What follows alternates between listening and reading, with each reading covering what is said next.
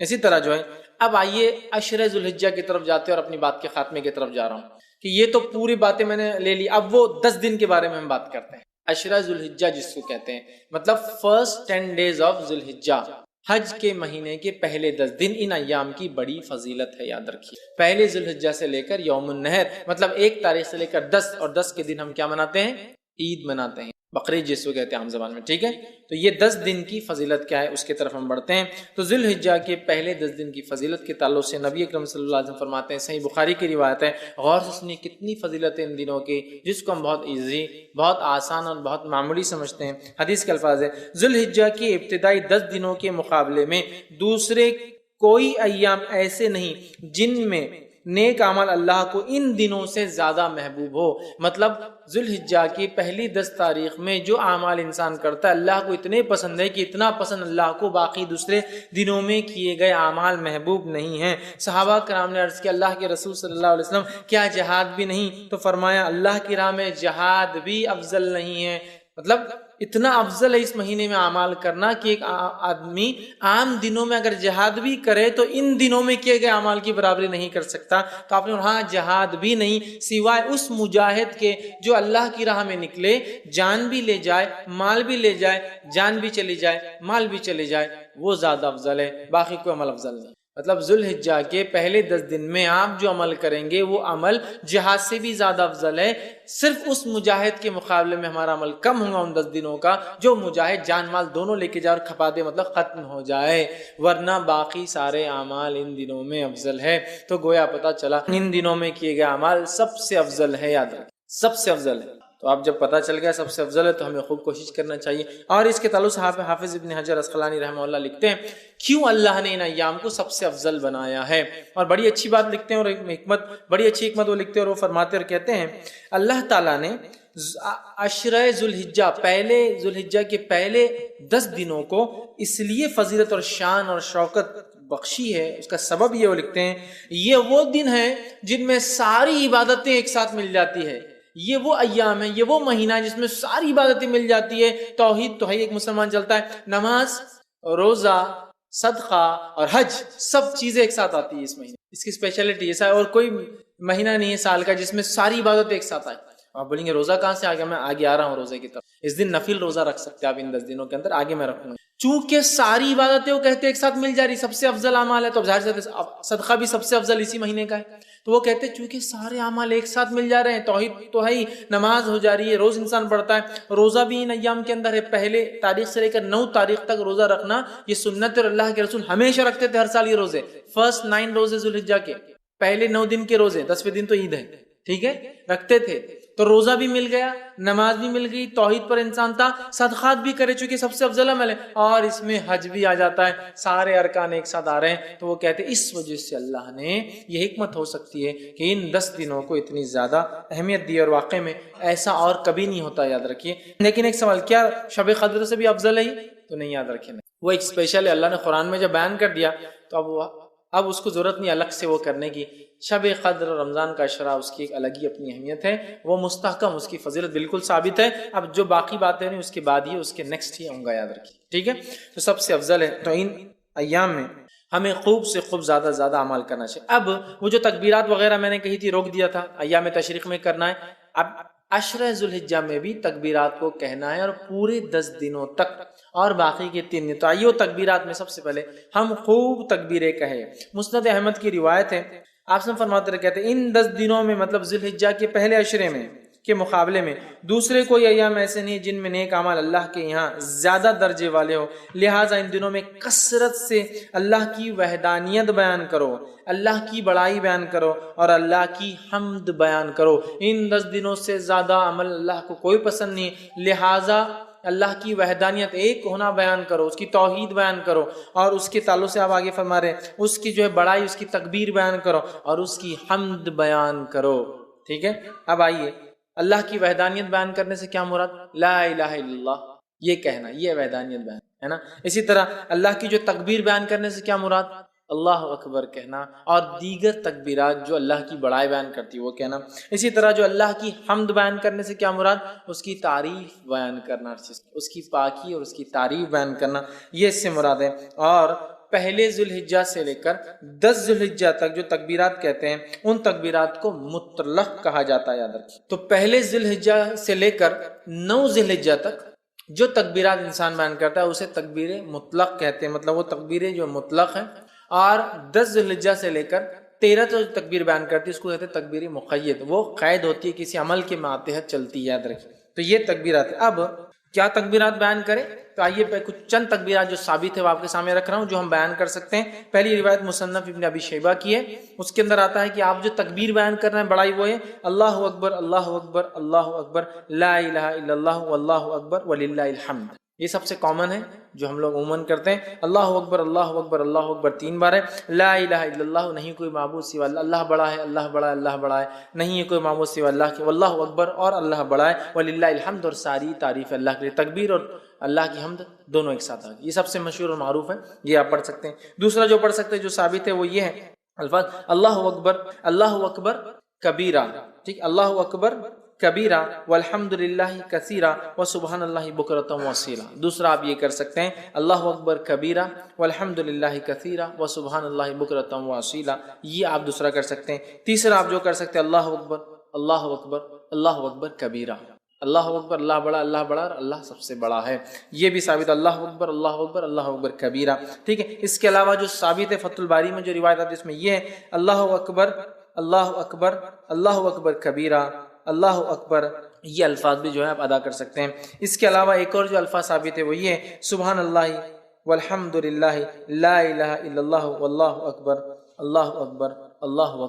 وللہ الحمد۔ یہ تمام تسبیحات آپ کثرت سے ان ایام میں پہلے سے لے کر 13 تک کثرت سے بیان کر سکتے ہیں۔ صحابہ کا ان ایام میں کیا معمول تھا، جو میں نے رکھا تھا نا کہ تکبیرات آپ نہیں پڑھتے، وجوہات شرم آتی فلاں، صحابہ کا کیا معمول تھا؟ آئیے امام بخاری نقل کرتے ہیں کہ عبداللہ ابن عمر رضی اللہ عنہما اور ابو ہریرہ رضی اللہ عنہ، یہ دونوں صحابی جو ہے ان 10 دنوں کے اندر بازار کی طرف جاتے اور بازار میں جاتے اور اتنے زور سے تکبیر کہتے ہیں کہ لوگ بھی ان کی تکبیرات کو سن کر وہ بھی تکبیر کہتے ہیں۔ اب اگر ہمارے دور میں کوئی تکبیر بولتا گیا تو وہ ایک تو پاگل ڈکلیئر ہو جائیں گا، ایکسٹرا آرڈنری، حد سے زیادہ کہیں کو دکھاوا کر رہے بھیا تم، یہ کرنا والی چیز، اگر یہ دکھاوا ہوتی تو صحابی کبھی نہیں کرتے، یہ کرنے والے اعمال، تو یا تو وہ ہو جائیں گا یا تو پھر اللہ کا ولی ڈکلیئر ہو کے عام لوگوں سے بڑا ہو جائیں گا، اللہ کا ولی بھائی ہم نہیں کر سکتے، نیکسٹ آگے یہ ہو جائیں گا معاملہ۔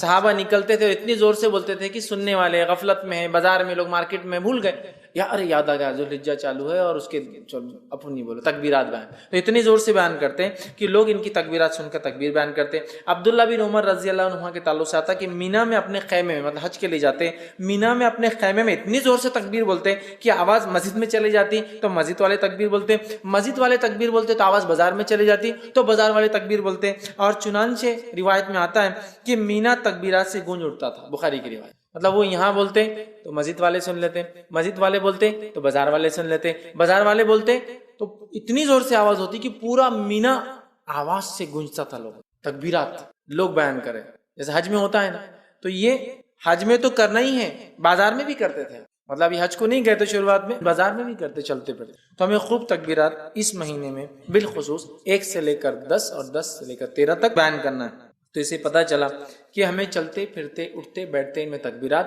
باواز بلند زور سے بیان کرنا ہے، اور عورتیں چونکہ وہ زور سے نہیں کر سکتی تو وہ پست آواز میں ہلکی آواز میں اپنے گھروں میں کریں گی۔ ہاں اگر گھر میں غیر محرم کے سننے کے ڈر نہ ہو تو عورتیں بھی بلند آواز میں تکبیرات پڑھیں۔ سمجھ لیجیے گھر میں صرف محرم ہے، بھائی ہے، والد ہے، بچے ہے، سگے بھانجے بھتیجے محرم ہے تو عورت تیز بول سکتی ہے، لیکن ڈر ہو کہ غیر محرم سنیں گے تو پھر پست آواز میں بولیں گے، لیکن عورت بھی بولیں گی، اور میں تو کہتا ہوں عورت ہی پہلے بولے تو پھر بچے بھی بولیں گے، بچے تو ماں سے ہی سیکھیں گے، بہرحال تو عورت بھی بول سکتی ہے، ٹھیک ہے۔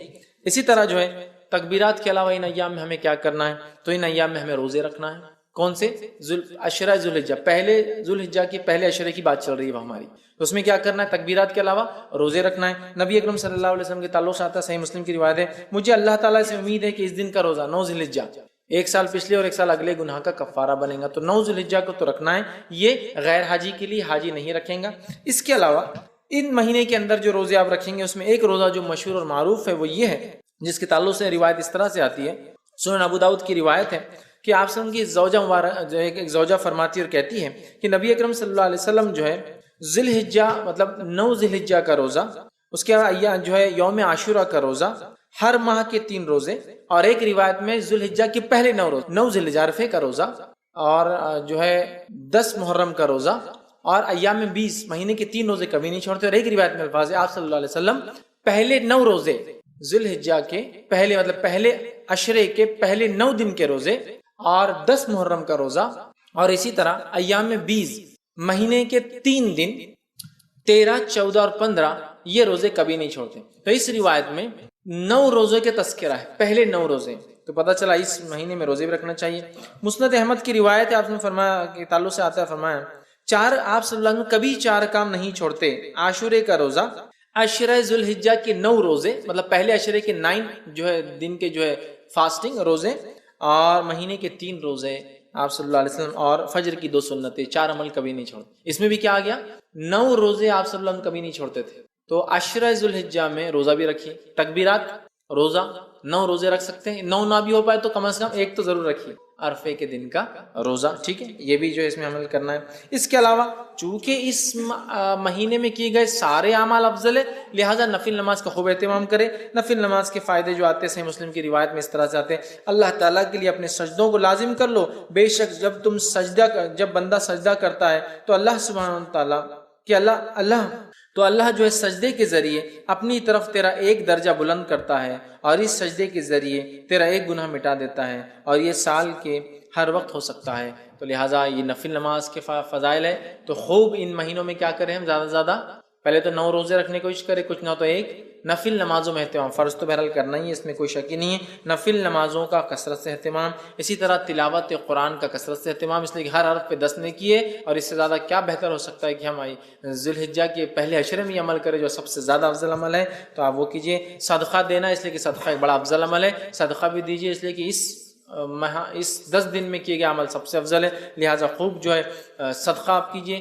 اور دیگر جتنی نیکیاں ہو سکتی وہ کریں، اور بالخصوص گناہ کبیرہ سے اور حرام کاموں سے اپنے نفس کو بچائے، بالخصوص گناہ کبیرہ سے اور حرام کاموں سے اپنے نفس کو بچائے، اس لیے کہ محترم اور حرمت والے مہینوں کو پاس اور لحاظ رکھنا یہی ہے کہ اس میں ہم گناہ اور معصیتیں کام نہ کریں، نیکیوں میں اضافہ کریں۔ تو جہاں ہم نیکیوں میں اضافے کی میں بات کر رہا تھا اب تک، تو یہاں گناہوں سے بچنا بھی بہت زیادہ ضروری ہے، اس لیے کہ یہ ایام میں کیے گئے اعمال سب سے زیادہ افضل ہے، لہٰذا خوب نیکی کا ہم اہتمام کریں، اور خوب اپنی نفس کو گناہوں سے بچائے، وہ چاہے ذی الحجہ کا مہینہ ہو یا دیگر اور 3 مہینے، مطلب ٹوٹل 4 مہینے حرمت والے، ان چاروں مہینے کا احترام کرے، حرمت کا پاس و لحاظ رکھے، گناہ اور معصیت سے اجتناب کرے، بالخصوص کبائر سے اپنے آپ کو بچائے، اسی طرح نیکیوں میں اپنے آپ کو آگے بڑھانے کی ہم جو ہے خوب سے خوب جو ہے کوشش کریں، اور بالخصوص وہ اعمال جو اعمال ہمیں بتائے گئے ان ایام میں کرنے کے، ان اعمال کو ہم جو ہے کثرت سے کرنے کی کوشش کریں، زیادہ سے زیادہ نیکی کریں، اور زیادہ سے زیادہ گناہوں سے اپنے نفس کو اپنے آپ کو بچانے کی کوشش کریں۔ اب آئیے آخر میں چند کلمات کہ ان ایام میں جو مخصوص دن ہیں ان کے کچھ نام آپ کے سامنے رکھ دیتا ہوں تاکہ بات سے واضح ہو جائے۔ جو ہے پہلے عشرے کو جو ذی الحجہ کا ہوتا ہے یا ذی الحجہ کا ہوتا ہے اسے کہتے ہیں عشرہ ذی الحجہ۔ تو عشرہ ذی الحجہ، عشرہ کا معنی 10 ہوتا ہے، تو عشرہ ذی الحجہ بولے تو بعد کے 10 دن یا آخر کے 10 دن نہیں یاد رکھیں، جب بھی روایت میں آئیں گا عشرہ ذی الحجہ تو معنی ہے پہلے 10 دن، فرسٹ 10 days، ٹھیک ہے۔ اس کے علاوہ دوسرا جو ہے یوم الضحیٰ، یہ جو ہے عید الاضحیٰ کے دن کو کہتے ہیں یوم الضحیٰ۔ اسی طرح جو ہے ایک اور دن ایام معلومات، جو ہم نے ابھی دیکھا قرآن کی آیت میں جو ہے، جو سورہ حج کی آیت میں 27 میں، وہ ہے 10، 11، 12 اور 13، یہ ایام معلومات ہیں، ان کو ایام معلومات بھی کہا جاتا ہے کہ ایام معلومات مطلب 10 ذی الحجہ، 11 ذی الحجہ، 12 اور 13 ذی الحجہ۔ اسی طرح ایام تشریق 11 ذی الحجہ، 12 ذی الحجہ اور 13 ذی الحجہ کو کہا جاتا ہے۔ اسی طرح یوم عرفہ 9 ذی الحجہ کو یوم عرفہ کہا جاتا ہے۔ اسی طرح یوم النہر 10 ذی الحجہ کو، عید کے دن، یوم النہر مطلب قربانی کا دن، خون بہانے کا دن، تو یوم النہر 10 ذی الحجہ کو کہا جاتا ہے، عید کے دن کو کہا جاتا ہے۔ اسی طرح جو ہے یوم الترویہ کہا جاتا ہے 8 ذی الحجہ کو، جب جو ہے حاجی جو ہے مینا میں جو قیام کرنے آتے ہیں، اور یہ بات جو ہے سنن ابو داؤد میں آتی ہے، تو اس کو یوم الترویہ کہتے ہیں، جو 8 ذی الحجہ ہوتے ہیں، تو یہ چند نام ہیں۔ اسی طرح جو ہے لیلۃ الحسبہ کہتا ہے، ایام تشریق کے بعد جو ایک رات آتی 14 کی، اس کو لیلۃ الحسبہ کہتے ہیں۔ تو یہ چند نام تھے جو ان دن میں ایام تشریق، یوم النہر، عید الاضحیٰ، اور اس طرح سے ہم لوگ سنتے ہیں عام طور سے، تو یہ وہ چند چیزیں تھیں جو میں نے بہتر سمجھی کہ آپ کے سامنے محترم بنائے۔ اب اس مہینے کی پہلی فضیلت کیا ہے، اس سے شروع کرتے ہیں۔ اس مہینے کی پہلی فضیلت اور جو اس کی اہمیت ہے وہ یہ ہے، سب سے پہلی فضیلت کہ اللہ نے اپنی ایک فرض عبادت حج کو اس مہینے میں فرض کی۔ حج ایک ایسی عبادت ہے جو مخصوص ہے، اس کے مخصوص ایام اور دن ہیں، اور ایک مخصوص مہینہ ہے، اس مہینے کی ان تاریخوں میں ہی حج شروع ہوتا ہے اور ختم ہوتا ہے۔ آج اگر میں کرنا چاہوں تو عمرہ کر سکتا ہوں، حج نہیں کر سکتا ہوں، یاد رکھیں، ٹھیک ہے۔ محرم اسی طرح جو ہے رمضان ہے، رمضان میں روزے فرض کیے، اس کی ایک تاریخ ہے شروعات، اس کی ایک خاتمہ ہے، روزہ کب شروع ہوگا کب ختم ہوگا تمام تفصیلات بتا دی گئی۔ تو اسی طرح جیسے اللہ نے رمضان کو فرض عبادت روزوں کے لیے چنا، اللہ رب العزت نے سب سے پہلی فضیلت ذوالحجہ کی ہے کہ اپنی ایک فرض عبادت حج کا اس میں انتخاب کیا کہ لوگ حج اس مہینے کے اندر کرے۔ تو ذوالحجہ اس مہینے کی پہلی فضیلت یہ ہے کہ اللہ نے حج کے اندر جو ہے حج کے لیے اس مہینے کا انتخاب کیا۔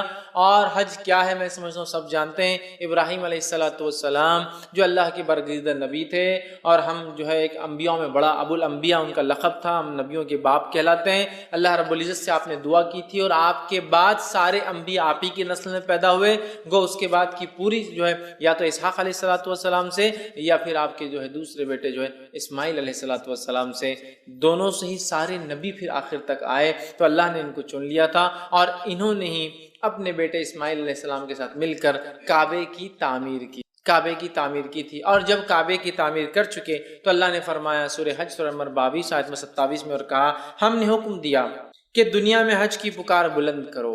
ابراہیم علیہ السلام کو اللہ نے حکم دیا، اے ابراہیم آواز لگاؤ لوگوں کو۔ ابراہیم علیہ السلام نے کہا اللہ میں آواز تو لگاؤں گا، آئیں گا کون؟ مکہ آج سے 5-7 ہزار سال پہلے کی بات ہو رہی ہے، جو بے آباد ایک بستی ہے اور پہاڑی علاقہ ہے، وہاں کچھ اگتا بھی نہیں، نہ سبزی اگتی ہے، نہ پیڑ اگتے ہیں، نہ جھاڑ لگتے ہیں، کہ آواز دو۔ تو ابراہیم علیہ السلام کو تعجب ہوا کہ آواز تو دیں گے لیکن آئیں گا کون، سنیں گا کون؟ لیکن اللہ رب العزت نے کہا ابراہیم آواز دینا تمہارا کام ہے، پہنچانا یہ ہمارا کام ہے آواز۔ اور ابراہیم علیہ السلام نے آواز دی جو اللہ نے حکم دیا۔ ہم نے حکم دیا کہ دنیا میں حج کی پکار بلند کر دو، لوگ تمہاری طرف دوڑتے ہوئے چلے آئیں گے، لوگ تمہارے دوڑتے چلے آئیں گے۔ ان میں وہ لوگ ہوں گے جو پیدل چل کر آئیں گے، اور وہ بھی ہوں گے جو مختلف قسم کی سواریوں پر اپنے مقام سے نکل کر بیت اللہ کے حج کے لیے آئیں گے۔ ابراہیم علیہ السلام نے آواز دی، اور اسی آواز کا نتیجہ یہ ہے کہ تب سے لے کر آج تک جوق در جوق انسانیت ہزاروں سال سے ذی الحجہ کے مہینے میں ہر سال وہاں پہنچ جاتی ہے ابراہیم علیہ السلام کی آواز پر لبیک کہتے ہوئے، لبیک اللہم لبیک۔ تو ابراہیم علیہ السلام کو اللہ نے حکم دیا تھا آواز دو لوگوں کو، اور لوگ آ رہے ہیں جوق در جوق یہ آواز لگاتے ہوئے کہ اے اللہ جو ابراہیم کے ذریعے تو نے آواز لگوائی کہ تیرے گھر کا طواف ہو، حج ہو، تو لبیک اللہم لبیک، اے اللہ ہم حاضر ہے، اے اللہ ہم حاضر ہے، ہم پریزنٹ ہیں اس چیز کے لیے، ہم نے اس پکار کا جواب دیا اور ہم یہاں موجود ہے تیرے گھر کے حج کے لیے، طواف کے لیے، سعی کے لیے اور دیگر ارکان۔ تو یہ سب سے بڑی فضیلت اس مہینے کی ہے کہ اللہ رب العزت نے اس مہینے کو چنا اور اپنی فرض و حج کے لیے چنا۔ اور ابراہیم علیہ السلام اور آپ کے خاندان کا کتنا گہرا تعلق حج سے میں سمجھتا ہوں بتانے کی ضرورت نہیں، چاہے زمزم کے نکلنے کا معاملہ ہو تو اسماعیل علیہ السلام اس کی وجہ بنے، اسی طرح جو ہے سعی جو صفا مروہ کے بیچ میں ہم جاتے ہیں جو کہ رکن ہے، اس کے بغیر حج نہیں ہوتا، عمرہ نہیں ہوتا، وہ آپ کی جو ہے بیوی ہاجرہ علیہ السلام کی وہ دوڑ تھی جو آپ نے جو ہے اپنے بیٹے کی خاطر، جو کہ اللہ کے حکم کی خاطر ابراہیم علیہ السلام چھوڑ گئے تھے، وہ ہے۔ چاہے پھر وہ حج کے بعد جو ہے قربانی کرنے کا معاملہ ہو، اسماعیل علیہ السلام اور ابراہیم علیہ السلام ہے، تو گویا اس خاندان کو اللہ نے چن لیا، اور جو کام ابراہیم علیہ السلام نے کیا اللہ چاہتا ہے کہ وہی کام ہم بھی کریں، اسی طرح کی قربانیاں، اسی طرح کا عمل۔ تو یہ سب سے پہلی فضل اس مہینے کی ہے کہ اللہ رب العزت نے اپنی فرض عبادت حج کے لیے اس مہینے کا انتخاب کیا۔ تو ہمیں چاہیے جس کے پاس استطاعت ہو، سفر کرنے کی صحت ہو، تو وہ ضرور حج کرے اس مہینے کے اندر۔ یہ تھی اس مہینے کی پہلی فضیلت۔ اسی طرح جو ہے ذوالحجہ مہینے کی دوسری جو اہم فضیلت ہے وہ یہ ہے کہ اللہ رب العزت نے اس مہینے کو حرمت والا مہینہ بنایا ہے۔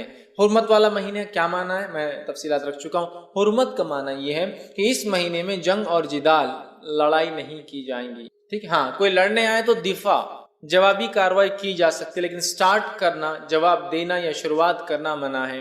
اس مہینے میں معصیت اور گناہ اور کبائر سے بچنا چاہیے اور زیادہ سے زیادہ نیکیوں میں اضافہ کرنا چاہیے، یہ معنی ہے حرمت والا۔ حرمت کا مطلب محترم، جیسا مسجد حرام کہتے ہیں، مطلب محترم، یا حرام کا معنی ہوتا ہے وہ چیزیں جو عام جگہ پہ حلال ہے یہاں لیکن وہ حرام ہے، ٹھیک ہے، عام جگہ پہ آپ جھاڑ وغیرہ توڑ سکتے ہیں، جب آپ حج کو جائیں گے تو حرم کے اس میں آپ جھاڑ نہیں توڑ سکتے، ہے نا۔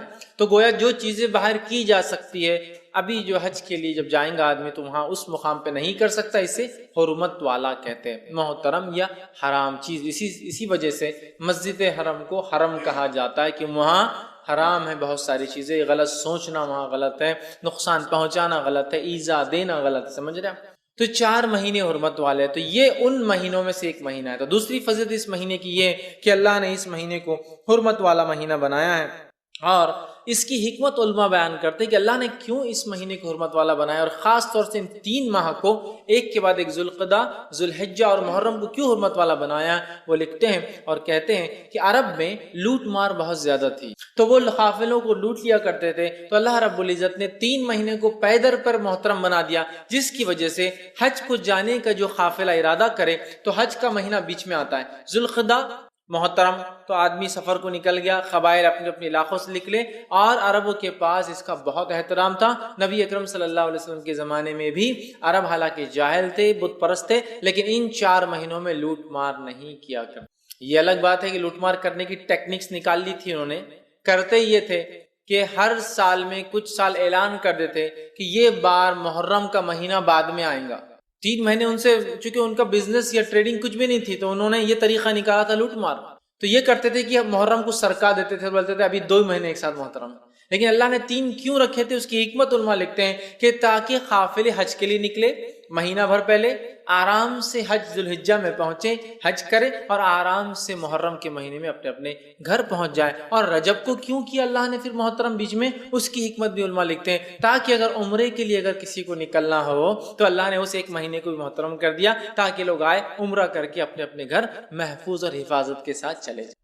یہ حکمت علماء لکھتے ہیں، کوئی ضروری نہیں کہ یہی ہو، لیکن یہ بھی کئی حکمتوں میں سے اللہ کی ایک حکمت ہو سکتی ہے کہ حج کو چاہ کے لوگ آئے امن و امان کے ساتھ آئے۔ 3 مہینے کو ایک ساتھ حرمت والا کر دیا، اور ایک بیچ میں تاکہ لوگ عمرے کے لیے آسانی سے آ سکیں۔ تو حرمت والا مہینہ یاد رکھیں یہ، اور یہ اس کی بہت بڑی جو ہے اہمیت ہے، اس کو ہم نے سمجھنا چاہیے۔ اور اللہ رب العزت نے قرآن میں بیان کیا، اور اس مہینے کے تعلق سے اور حج کے تعلق سے بالخصوص، اور سورہ بقرہ سورہ نمبر 2 آیت نمبر 197 میں اور فرمایا اور کہا الحج شہر معلومات، اللہ فرماتا ہے اور کہتا ہے حج کے مہینے معلوم ہے اور معروف ہے، تم سب کو پتا ہے۔ پھر فرمایا فمن فرض فیہن الحج فلا رفث ولا فسوق ولا جدال فی الحج، تو جو تم میں سے حج کا ارادہ کرے، حج کو جائے، اپنا فریضے کو پورا کرے، وہ ہر قسم کی بے حیائی سے رکا رہے، اللہ کے احکامات کی جو ہے نافرمانی بالکل نہ کرے، اور لڑائی جھگڑا ولا جدال، اور لڑائی جھگڑا حج میں نہ کرے۔ ٹھیک ہے، تو یہ بڑا محترم مہینہ تھا، اور عرب اس کو اتنا محترم مانتے تھے، اور حرم کو اتنا محترم مانتے تھے کہ اپنے اگر والد کی قاتل، باپ کی قاتل کو بھی دیکھتے تو حرم میں اس سے بدلہ نہیں لیا جاتا، یا حرمت والے مہینوں میں اس سے بدلہ نہیں لیا جاتا۔ ٹھیک ہے، تو ان کے بعد اس کی حرمت تھی، لیکن یہ بڑی افسوس کی بات ہے، ہم لوگوں کو 4 مہینے حرمت والے ہیں، نبی اکرم صلی اللہ علیہ وسلم حدیث میں بیان کر رہے ہیں، اتنے سارے حدیث کے ذخیرے اور علماء کے اقوال اور فقہوں کی کتابوں میں کیا کرنا ہے کیا نہیں کرنا لکھا ہوا ہے، لیکن اس کے بعد بھی ہم میں سے اکثریت ایسی مسلمانوں کی جن کو حرمت والے مہینے کیا ہے یہی نہیں پتا ہے۔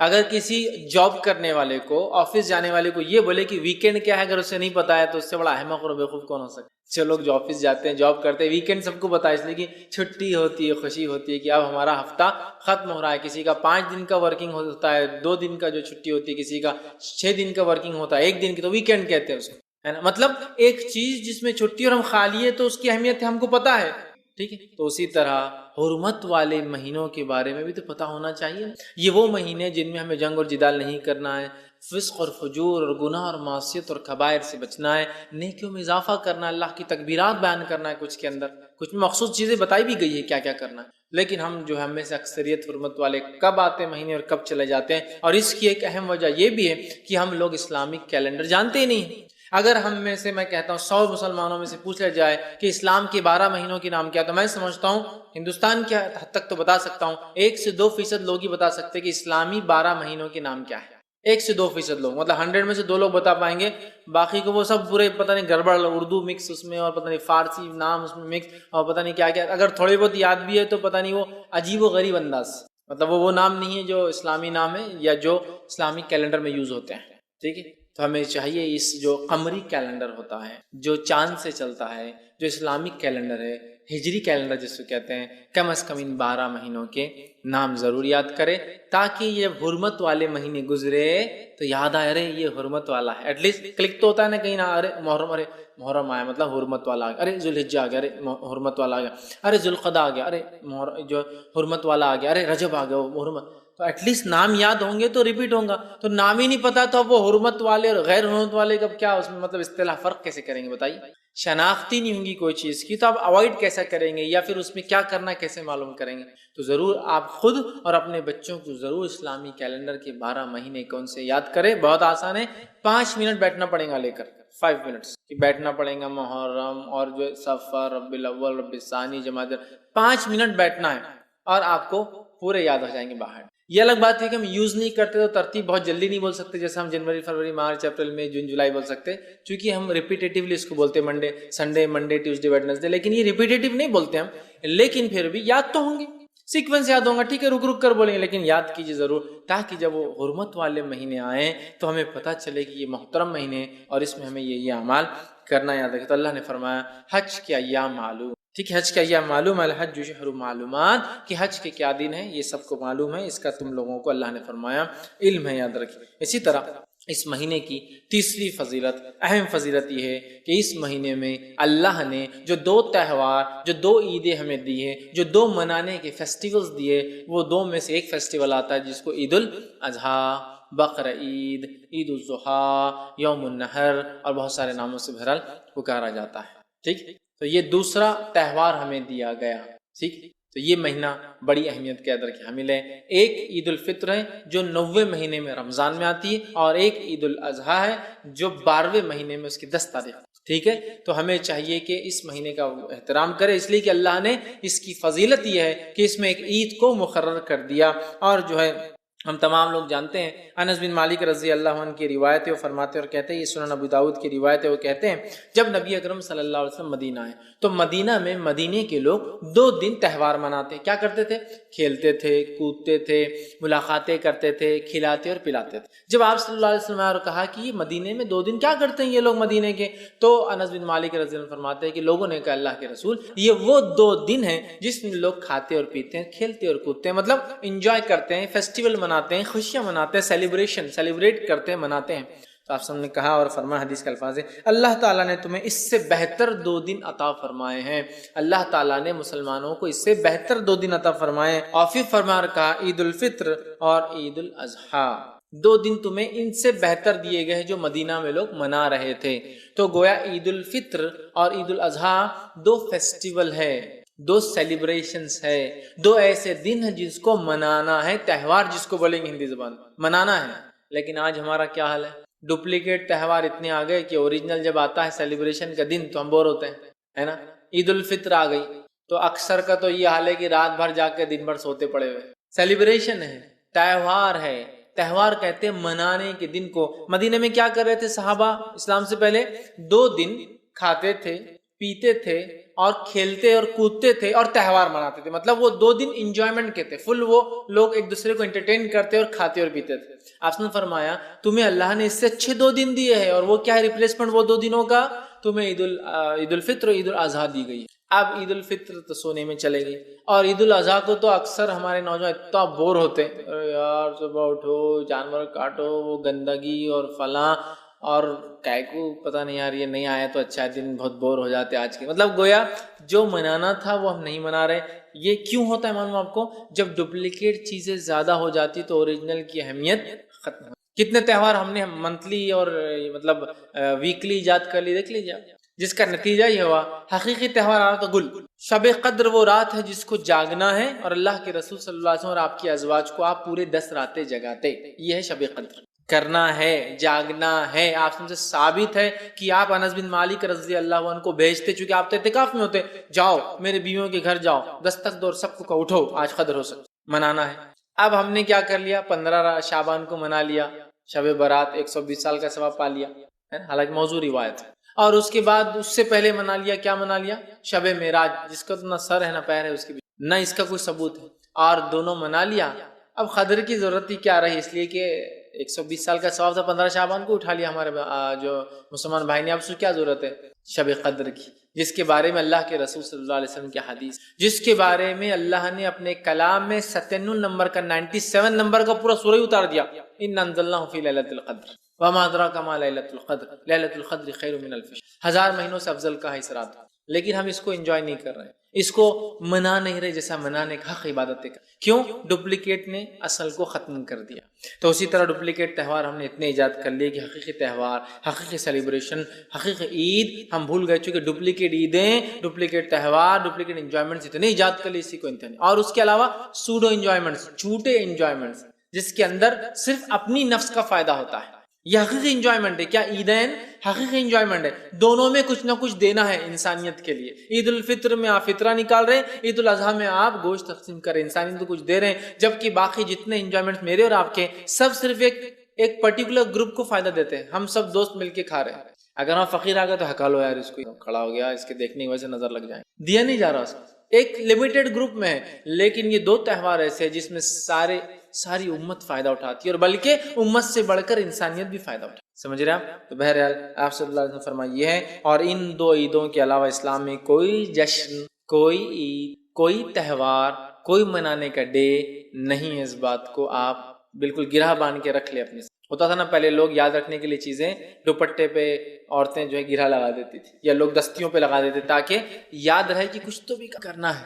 گرہ لگا لیجیے کہ کوئی اور تہوار اور عید نہیں. ٹھیک ہے، آئیے اس سے آگے بڑھتے ہیں. یہ وہ مہینہ ہے، اس کی فضیلت ہے جس میں ہمارا دین مکمل ہوا. اللہ نے اس کا اعلان کیا. یہ وہ مہینہ ہے، نبی اکرم صلی اللہ علیہ وسلم پہ سورہ مائدہ کی آیت نمبر 3 کا ایک ٹکڑا اسی مہینے نازل ہوا جب آپ نے حجۃ الوداع میں خطبہ دیا صحابہ کو، اور عرفے کا دن تھا. اور اس کے بعد اللہ کے رسول صلی اللہ علیہ وسلم الا هل بلغت، کیا میں نے تم تک پیغام پہنچا دیا؟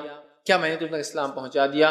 صحابہ نے مل کر کہا قالوا بلا نعم یا رسول اللہ، اے اللہ کے رسول صلی اللہ علیہ وسلم، ہاں آپ نے اس پیغام کو پہنچا دیا. نبی اکرم صلی اللہ علیہ وسلم حدیث میں آتا ہے اللہم اشہد، اپنی جو ہے شہادت کی انگلی آسمان کی طرف کر کے کہا سیدھا اللہم اشہد، اللہم اشہد، اللہم اشہد، اللہ تو گواہ رہنا میں نے پہنچا دیا، اللہ تو گواہ رہنا میں نے پہنچا دیا، اللہ تو گواہ رہنا میں نے پہنچا دیا. تو یہ دین مکمل ہوا. اور اللہ رب العزت نے پھر یہ آیت نازل کی اٹیسٹ کرنے کے لیے کہ ہاں یہ دین مکمل ہوا. الیوم اکملت لکم دینکم واتممت علیکم نعمتی ورضیت لکم الاسلام دینا. آج میں نے تمہارے لیے اپنا دین مکمل کر دیا. الیوم اکملت لکم دینکم واتممت علیکم نعمتی، اور میری نعمت اسلام کی شکل میں تم پر پوری کر دی. ورضیت لکم الاسلام دینا، اور جو میرے پاس یہ چیز لے کے آئیں گے جس کو اسلام کہتے ہیں، میں اس سے روز قیامت راضی ہو جاؤں گا. تو اٹیسٹ کر دیا اللہ نے اس مہینے میں کہ ہمارا دین مکمل ہو گیا. اور نبی اکرم صلی اللہ علیہ وسلم اس کے بعد وفات کر گئے. یہ آیت نازل ہوئی اور اس کے بعد آپ صلی اللہ علیہ وسلم رب 12 ربیع الاول کو اس کے چند ماہ بعد آپ کا تو دین مکمل ہو گیا. یاد رکھیے. اور اس تعلق سے ایک روایت آتی ہے، روایت کے الفاظ اس طرح سے، صحیح بخاری کی روایت ہے. ایک یہودی جو ہے عمر ابن خطاب رضی اللہ عنہ کے پاس آیا اور کہا امیر المومنین، اگر جو ہے مطلب یہ آپ کی بات ہے، اگر اللہ رب العزت وہ آیت جو آپ کی کتاب میں ہے اگر ہم پر اتارتا تو ہم یہودی اس دن عید مناتے. تو عمر ابن خطاب رضی اللہ عنہ نے کہا کون سی آیت اگر تم اترتی تم پر تو تم عید مناتے؟ تو کہا یہ آیت الیوم اکملت لکم دینکم واتممت علیکم نعمتی ورضیت لکم الاسلام دینا. اگر یہ آیت ہماری توریت میں ہوتی تو ہم اس آیت پر عید مناتے. چونکہ یہودی جانتے تھے کہ ان دین اسلام ابھی مکمل نہیں ہوا ہے، آخری نبی آنے والے ہیں. اب آخری نبی آ گئے تھے، اسلام مکمل ہو گیا تھا. تو اس یہودی نے کہا اگر ہم پر یہ اتر جاتی آیت تو اتنا خوش ہوتے ہم تو کہ عید منا لیتے. تو عمر ابن خطاب رضی اللہ عنہ نے جب اس سے پوچھا کون سی آیت، تو اس نے جب یہ آیت کہی تو عمر ابن خطاب رضی اللہ عنہ نے فرمایا اور کہا ہاں اس آیت کو تو ہم لوگ خوب جانتے ہیں، یہ اللہ کے رسول صلی اللہ علیہ وسلم پر جمعے کے دن اتری تھی جب آپ صلی اللہ علیہ وسلم عرفات میں کھڑے تھے. اس لیے میں نے کہا یوم عرفہ کے دن آپ نے ایک ہی حج کیا، اس دن یہ آیت نازل ہوئی. تو کہا جمعے کا دن تھا، عرفہ تھا، تب یہ آیت وہ فرماتے ہیں کہ ہم پر نازل ہوئی تھی اور ہم اس آیت کو خوب جانتے ہیں کہ اس کا کیا معنی ہے. سمجھ رہا؟ تو یہ دین کے تکمیل مکمل ہونے کا مہینہ ہے. اسی طرح یہ قربانی کا مہینہ، یہ اس کی ایک فضیلت ہے. قربانی کا مہینہ ہے، ذو الحجہ قربانی کا مہینہ ہے. اور مسلمان اپنے باپ کہیے یا اپنے جو ہے نبی جو ہے ابراہیم علیہ السلام، جن کا بڑا ہی گہرا تعلق ہے اس دین اور اسلام سے. بیچ میں کئی انبیاء آئے اور گئے، لیکن جتنا گہرا تعلق ابراہیم علیہ السلام کا دین اسلام پر ہے یا ان کا تعلق ہے، ان کے اعمال، ان کے افعال، اس کی کوئی انتہا نہیں. یاد رکھ، بہت گہرا تعلق. ابراہیم علیہ السلام کی ایک عمل، ایک قربانی کی یاد تازہ ہوتی ہے اس مہینے کے اندر، اور اسے کہتے ہیں جو ہے جانور کو ذبح کرنا، قربانی جس کو کہتے ہیں ہم، یا نہر جس کو کہیں گے یوم النہر، مطلب قربانی والا دن، خون بہانے والا دن، ٹھیک ہے۔ تو یہ مہینہ جو ہے قربانی کا مہینہ ہے، اور 10 ذی الحجہ کو جس کو یوم النہر کہتے ہیں، مسلمان حسب استطاعت یا تو جانور لے کر یا اس میں ایک حصہ ڈال کر جانور کے گردن پہ چھری پھیرتا ہے اور اس قربانی کو یاد کرتا ہے، اے اللہ تیرے خلیل نے، تیرے دوست نے، ابراہیم علیہ الصلوۃ والسلام نے جس طرح سے قربانی دی تھی، ہر قسم کی قربانی دی تھی اور قربانی دے کر تیری عبادت کو، تیرے حکم کی تکمیل کی تھی، اسی طرح ہم بھی جو ہے کمال عبادت کو پہنچنے کے لیے، اسی طرح قربانی کا جذبہ جگانے کے لیے 10 ذی الحجہ کو جانور کی گردن پہ چھری پھیر کر اعلان کرتے، اللہ ہم جس طرح سے جانور کی گردن پہ چھری پھیر رہے ہیں، وقت آنے پر اپنے مال، اپنی جان، اپنی اولاد، اپنا وقت، اپنی صلاحیت، اپنا جسم، جو کچھ ہو سکتا ہے تیری راہ میں قربان کر دیں گے۔ تو یہ قربانی کا مہینہ ہے، یہ مہینہ ہمیں تعلیم دیتا ہے، ایجوکیٹ کرتا ہے، اے مسلمانوں قربانی دینا سیکھو۔ افسوس کی بات ہے قربانی کی رسم ہم میں باقی رہ گئی، میں رسم اس لیے کہہ رہا ہوں کہ اس کی حقیقت پیچھے سے نکل گئی، اس کی حقیقت نکل گئی، اس کی روح نکل گئی ہے۔ قربانی ہمیں یہ سکھاتی تھی کہ ہم ہر چیز قربان کرنے والے بن جائیں، آج ہماری قربانی صرف رسمی ہے، وہ یہ ہے کہ جانور کی گردن پہ چھری تو پھراتے ہیں، لیکن اگر پڑوس کے جانور نے میرے جانور کا چارہ کھا لیا تو اس پہ جھگڑا ہو رہا ہے۔ اتنا نہیں سکھا سکی کہ قربانی یہ بھی تو ہے، ایک رسم ہے، کچھ جگہ تو فخر ہے، معلوم آپ کو، جانور لا کے بالکل غیر مسلموں کو جیسا ایک بہت بڑا روب جما رہے، جنگ جیتنے والے اس دن جانور خوب گھما رہے، چرا رہے، اب یہ کریں گے، روب جما رہے ہیں، کیا کیا کر رہے ہیں۔ یہ قربانی جو سبق دینا چاہیے تھا، جو لیسن دینا چاہیے تھا، جو نصیحت ہمیں دینا چاہیے تھا، جو اس سے فائدہ ہمیں ہونا چاہیے تھا، وہ یہ تھا کہ ہمیں یہ ٹرین کرے، اللہ ہم ہر چیز تیری راہ میں قربان کرنے کے لیے ریڈی ہے اور تیار ہے، لیکن نہیں کیا اس قربانی نے، وہ جذبہ نہیں جگایا، رسم باقی رہ گئی کہ وہ کر رہے ہیں، ہزاروں کا جانور لا رہے ہیں، کچھ لوگ لاکھوں کا لا رہے ہیں اور ذبح کر رہے ہیں، لیکن وہ جذبہ نہیں پیدا ہو رہا ہے قربانی میں، قربان ہونے کا، اللہ سے قرب بہت زیادہ ضروری، یاد رکھیے۔ تو یہ مہینہ قربانی کا مہینہ ہے اور مسلمان اس میں حسب استطاعت قربانی کا۔ اسی طرح یہ مہینہ جو ہے وہ مہینہ ہے جس میں ایام تشریق آتے ہیں۔ ایام تشریق کیا ہے؟ ایام تشریق وہ دن ہوتے ہیں جس کے تعلق سے اللہ رب العزت نے سورہ بقرہ میں یوں فرمایا، بقرہ سورہ نمبر 2 آیت 203 میں فرمان کہا وَاذْكُرُوا اللَّهَ فِي أَيَّامٍ مَّعْدُودَاتٍ، کہ اللہ نے فرمان کہا اللہ کا بس ذکر کرو ان معلوم ایام میں، ان مخصوص ایام میں، ان فکس ڈیٹس میں۔ اور اس کی شرح کے اندر، اس کی تفسیر کے اندر علماء لکھتے ہیں، مفسرین لکھتے ہیں، اور وہ اس طرح سے آتی ہے کہ اس آیت میں جو ایام معدودات، وہ فکس ایام، وہ چند دن جس کا ذکر ہوا ہے وہ ہے ایام تشریق، 11 ذی الحجہ، 12 ذی الحجہ اور 13 ذی الحجہ۔ یہ ہے یہاں اس آیت میں مراد کہ اللہ کا ذکر کرو، بڑائی بیان کرو ان مخصوص معلوم دنوں کے اندر۔ اور وہ کون سے دن ہیں جس میں اللہ کی بڑائی بیان کرنا ہے، کبریائی بیان کرنا ہے، تمہید کرنا ہے، تحلیل کرنا ہے، تکبیر کرنا ہے؟ وہ دن یہ 3 ہیں اندر خاص۔ اس کے علاوہ بھی ہیں، ابھی آگے آتے جائیں گے، فضائل تو پہلے 10 دن کے بھی آئیں گے، یہ تو 11، 12 اور 13 کے دیکھ رہے ہیں، لیکن ہم اس کی طرف جا رہے ہیں۔ تو ان 3 دن میں تو خاص آیت ہی ہے، وہ 10 دن میں بھی ہے شروع کیے ذی الحجہ کے، لیکن یہ 3 دن میں خاص ہے کہ اللہ کا ذکر کرو ان مخصوص معلوم ایام کے اندر، ٹھیک ہے۔ اور وہ کون کون سے دن ہیں؟ 11، 12 اور 13، ان کو کہتے ہیں ایام تشریق، کھانے اور پینے کے دن، ان میں روزہ نہیں رکھ سکتے، سمجھ گیا؟ تو یہ ایام تشریق جس کو اللہ نے کہا، تو یہ ایام تشریق بھی اسی مہینے میں آتے ہیں، یہ بھی اس کی فضیلت، جس کو قرآن نے کہا وَاذْكُرُوا اللَّهَ فِي أَيَّامٍ مَّعْدُودَاتٍ، اللہ کا ذکر کرو ان مخصوص ڈیز کے اندر، مخصوص ٹائم کے اندر، مخصوص جو باتیں بتائی گئی، دن بتائے گئے۔ تو یہ جو 3 ہیں، اور اس میں جو ہے 13 ذی الحجہ کی اثر تک جو ہے ایام تشریق ہوتا ہے، تب تک ہمیں جو ہے اللہ کی حمد و ثنا اور تکبیرات بیان کرنا ہے۔ اور ایام تشریق کھانے پینے کے دن، آپ نے فرمایا، صحیح مسلم کی روایت ہے، ایام تشریق کھانے پینے اور اللہ کا ذکر کرنے کے دن ہیں۔ ایام تشریق کھانے پینے اور اللہ کا ذکر کرنے کے دن ہیں۔ اور ایک حدیث میں آپ نے فرمایا کہا یوم عرفہ 9 ذی الحجہ، یوم النحر 10 ذی الحجہ، ایام تشریق 11، 12 اور 13 ذی الحجہ، آپ نے فرمایا جو سب کے لیے عید کے لفظ آپ نے فرمایا، حدیث کے اندر آتا ہے کہ یہ سب عید ہے۔ ابو داؤد کی روایت آپ نے فرمایا یوم عرفہ، یوم النحر، ایام تشریق اہل اسلام کے لیے عید کے ایام ہیں اور یہ کھانے پینے کے دن۔ لیکن 9 عرفہ جو حاجی نہیں ہے وہ روزہ رکھیں گا، یاد رکھیے، سنت ہے، اور جو حاجی ہے حاجی روزہ نہیں رکھیں گا، یاد رکھیے، اس لیے کہا کہ عید کے دن وہ اس کے لیے کھانے پینے کے، لیکن ہم لوگوں کے لیے جو وہاں شامل نہیں ہو سکتے وہ روزہ رکھیں گے۔ آگے بات انشاءاللہ آئیں گے، ٹھیک ہے۔ اسی طرح جو ہے ایام تشریق کو جو ایام مینا بھی کہا جاتا ہے، اس لیے کہ حاجی جب مینا میں جو ہے رکتا ہے، وقوف کرتا ہے، وہاں ٹھہرا رہتا ہے، اس لیے بھی کہتے ہیں۔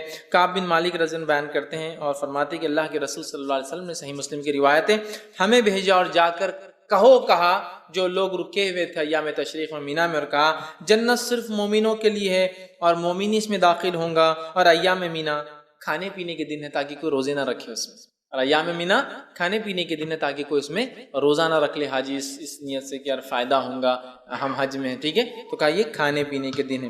اسی طرح جو ہے ایک روایت کے اندر آتا ہے اور اس کے الفاظ اس طرح سے کہ آپ نے فرما رکھا حج عرفات میں ٹھہرنا ہے، حج عرفات میں ٹھہرنا ہے، حج عرفات میں ٹھہرنا ہے، حج بڑے عرفات بڑا اہم دن یاد رکھیے، وہ حج کہا آپ نے عرفات میں ٹھہرنا، یہی حج آپ نے فرمایا، 3 مرتبہ کہا، اور پھر فرمایا ایام مینا 3 ہیں، ایام مینا 3 ہے، ایام تشریق جو ہے آپ 3 ہیں، جو کوئی جلدی کرے اور مینا سے 2 دن میں چلا جائے تو اس پر کوئی گناہ نہیں، پھر فرمایا اور جو تاخیر سے جائے اس پر بھی کوئی گناہ نہیں، اور جس نے وقوف عرفات کو سورج طلوع ہونے سے پہلے پا لیا تو گویا اس نے حج کو پا لیا۔ تو یہاں دیکھیے ایام تشریق کو الگ بتایا جا رہا ہے، ایام مینا، اسی طرح جو ہے یوم النحر کا الگ، مطلب جو ہے اس سے پہلے کے دن کی الگ جو ہے باتیں آ رہی ہے۔ تو یہاں نبی کریم صلی اللہ علیہ وسلم نے ایام تشریق کی بہرحال اہمیت بتائی اور کہا یہ جو ہے مینا میں ٹھہرنے کا چونکہ موقع ہے، اسے جو ہے ایام مینا بھی جو ہے کہا جاتا ہے، تو کہا اس میں حاجی رکیں گا، اور عرفے کے دن کو آپ نے حج ٹھہرایا، یاد رکھیں، ٹھیک ہے، یہ جامع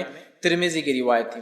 اسی طرح جو ہے ہمیں چاہیے کہ ان ایام میں ہم کھائے اور پیے، ٹھیک، اس لیے کہ یہ جو ہے روزہ اس ایام میں نہیں ہوتا ہے، ایام تشریق جسے کہتے ہیں، اور اس کے اندر جو ہے ہم لوگ کھائیں گے اور پیئیں گے، اور یہ وہ ایام ہیں جن میں روزہ جائز نہیں ہے، ایک عید الفطر، دوسرا عید الاضحیٰ، اور 3 ایام تشریق، ایسے 5 دن ہیں جس میں روزہ نہیں رکھا جا سکتا، یہ ان میں سے شامل ہے، ٹھیک۔ تو ایام تشریق بھی اسی میں آتے ہیں، اس میں ہمیں اللہ کا ذکر کرنا ہے، اللہ کا ذکر۔ اب آئیے آگے ہم بڑھتے ہیں، وہ ذکر کیا ہے، میں اس میں آ رہا ہوں۔ اس مہینے کی خصوصیت ہے کہ اس مہینے میں کثرت سے تسبیح، تحلیل اور تکبیر اور تحمید کرنا ہے، یاد رکھیے، یہ مہینے کی خصوصیت ہے، کثرت سے ہمیں تکبیرات اس مہینے میں، چاہے وہ ایام تشریق ہو چاہے پہلے 10 دن ہو، سب انکلوڈ ہے اس کے اندر، یاد رکھیں ہمیں کثرت سے تکبیرات کو پڑھنا ہے، خاص طور سے آخر 3 دن میں بھی، لیکن عام طور سے پہلی ذی الحجہ کی تاریخ سے لے کر تو 10 تک، اور اس کے بعد 11، 12 اور 13 تک، یاد رکھیے ہمیں جو ہے خوب جو ہے کثرت سے جو ہے اللہ کی تکبیر بیان کرنا ہے، تو تسبیح بیان کرنا ہے، تحلیل بیان کرنا ہے، تکبیر بیان کرنا اور تحمید بیان کرنا ہے۔ بھائی ہم دیکھتے ہیں اللہ نے فرمایا وَاذْكُرُوا اسْمَ اللَّهِ فِي أَيَّامٍ مَعْلُومَاتٍ، سورہ حج آیت نمبر 27 میں یہاں فرما رکھا ان ذی الحجہ کی ابتدائی 10 دنوں میں، وہ تھا ایام تشریق کے 3 دنوں کے تعلق سے جو آیت میں نے سورہ بقرہ کی 203 پڑھی تھی، اب یہ سورہ حج کی آیت نمبر جو ہے 27، اس میں اللہ نے فرمایا اور کہا وَاذْكُرُوا اسْمَ اللَّهِ فِي أَيَّامٍ مَعْلُومَاتٍ، ان ایام میں جن کا علم تمہیں دیا گیا ان میں اللہ کا ذکر کرو، اور اس سے مراد ہے پہلی ذی الحجہ سے لے کر 10 ذی الحجہ تک ہمیں کیا کرنا ہے، تکبیر، تحمید، تحلیل اور اللہ کی خوب بڑائی بیان کرنا ہے، تکبیر اس کی بیان کرنا۔ تو ابھی پورا لے رہا ہوں، 10 ذی الحجہ میں بھی جو کرنا ہے، پہلے عشرے میں ذی الحجہ کے، اور باقی 3 دن میں بھی پہلی چیز ہمیں کرنا ہے کہ خوب تکبیرات بیان کرنا ہے۔ اور عبداللہ بن عباس رضی اللہ عنہ فرماتے ہیں اور کہتے ہیں کہ اس آیت میں جو ایام معلومات ہے اس سے مراد ذی الحجہ کے پہلے 10 دن ہیں، اور یہ صحیح بخاری میں جو ہے روایت ہے، ٹھیک۔ یوں تو اللہ تعالیٰ کا ذکر ہمیشہ کرنا چاہیے اور ذکر میں ہمیشہ لگے رہنا چاہیے، لیکن ان 10 دن اور بعد کے 13 دنوں میں خاص طور سے اللہ کا ہم ذکر، خاص طور سے ہم ذکر کریں گے۔ لیکن یہ بھی ایک بڑی افسوس کی بات ہے، ان 10 دنوں میں یا ان 13 دنوں میں ہم اللہ کا ذکر خاص طور سے نہیں کرتے جیسا کرنے کا حق ہے۔ کیوں؟ ماحول نہیں ہے، شرم آتی ہے، لوگ کیا بولیں گے، اور صحیح بات ہے کچھ چیزوں کو ہم ایسا بھول چکے ہیں۔ آئیے میں جب باتیں رکھتا ہوں روایتیں تو سمجھ میں آئے گا میں کیا بولنا چاہ رہا ہوں آپ کو، ٹھیک ہے۔ تو ان دنوں کے اندر ہمیں کیا کرنا، اللہ کی خوب جو ہے تکبیرات بیان کرنا ہے، وہ کرنا ہے۔ اسی طرح جو ہے ذی الحجہ کے جو ہے پہلے عشرے اور ایام تشریق میں اللہ تعالیٰ کا جو ہے خوب ذکر کرے، تسبیح کرے، تحلیل کرے، تمہید کرے، تکبیر کرے، اور بہت ساری چیزیں جو ثابت ہے وہ کرے۔ آگے میں انشاءاللہ کیا کیا ذکر ثابت ہے اور کیسے کرنا ہے اس کی تفصیلات بھی آگے رکھنا، چونکہ ایام تشریق تھے ان میں بھی یہ کرنا ہے، اور 10 مطلب پہلے عشرے ذی الحجہ میں بھی یہ کرنا ہے، اس لیے میں نے یہاں رکھ دیا۔ اب ہم عشرے ذی الحجہ کی فضیلت میں جائیں گے، پھر سے میں رکھوں گا اس چیز کو ایک بار دہراؤں گا تاکہ بات واضح ہو۔ اسی طرح یہ وہ مہینہ جس کے اندر یوم عرفہ آتا ہے، یہ بڑا فضیلت کا مہینہ یاد رکھیے. یوم عرفہ آتا ہے 9 ذوالحجہ کو کہتے ہیں یوم عرفہ. حاجی جب میدان عرفات میں رکتا ہے جا کر اسے کہتے ہیں یوم عرفہ. اور آپ نے فرمایا یوم عرفہ ہی حج ہے، یوم عرفہ ہی حج ہے، یوم عرفہ ہی، مطلب عرفات میں جو آ گیا وہ حج ہوا اس کا. ٹھیک ہے، تو یوم عرفہ آتا ہے. اور یوم عرفہ جو ہے حجاج کرام جو ہے یہ بڑی فضیلت کا دن ہے. حجاج آتے ہیں، اس میں رکتے ہیں. صحیح مسلم کی روایت ہے، آپ فرماتے کہتے ہیں کوئی دن ایسا نہیں جس میں اللہ تعالیٰ یوم عرفہ سے زیادہ بندوں کو جہنم سے آزاد کرتا ہے. کوئی دن نہیں سال کا ایسا جس میں اللہ اتنے لوگوں کو کوانٹٹی میں جہنم سے آزاد کرتا ہے جتنا یوم عرفہ 9 ذوالحجہ کو لوگوں کو جہنم سے نجات دیتا ہے. اور کیوں نہ ہو، اتنے سارے حاجی ہیں اور لوگ اللہ سے دعا کر رہے ہیں، اور سارے دنیا میں جو ہے لوگ روزہ رکھ رہے ہیں اس دن سنت کے اوپر. ہم حاجی نہیں رکھیں گے یاد رکھیں، لیکن جو مقیم ہے، جو اپنے گھر پر ہے، وہ ضرور روزہ رکھیں تو اللہ تعالیٰ سنتا ہے. اور سب سے زیادہ اگر لوگ جہنم سے نجات پاتے ہیں کسی دن تو وہ عرفہ کا دن. تو عرفہ کا دن اسی مہینے میں آتا ہے. ایک اور روایت جو شرح سنہ کے اندر آتی ہے اس میں الفاظ اس طرح سے کہ اس دن اللہ تعالیٰ آسمان